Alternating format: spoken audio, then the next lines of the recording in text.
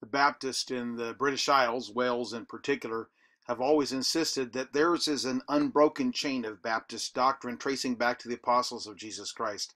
That the British Isles have a unique link to liberty is historically undeniable. Almost from the beginning of their monarchies, when King Alfred in the 10th century had parts of the Bible translated into the Old English and distributed among his citizens, the British have held to a higher form of government than any other people in Europe. In the height of the monarchies of Europe, England's monarchy stood alone. It is labeled British exceptionalism because their monarch has never been a totalitarian one.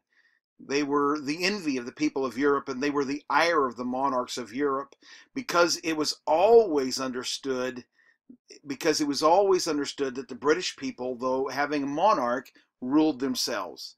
As early as the 900s AD, they had trials by jury rather than judgments handed down by the king, an indication of their rule over one another.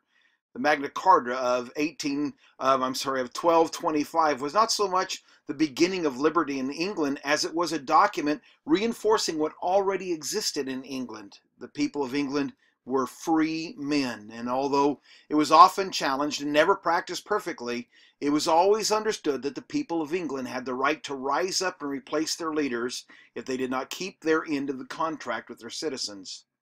By the way, this is why when the 13 colonies fought for independence from England, they were within their rights and British citizens and not in violation as British citizens and not in violation against God's blessings. Thomas Jefferson said as much in the Declaration of Independence when he wrote, "Prudence indeed will dictate that governments long established should not be changed for light and transient causes, and accordingly all experience has shown that mankind are more disposed to suffer while evils are sufferable than to right themselves by abolishing the forms to which they are accustomed.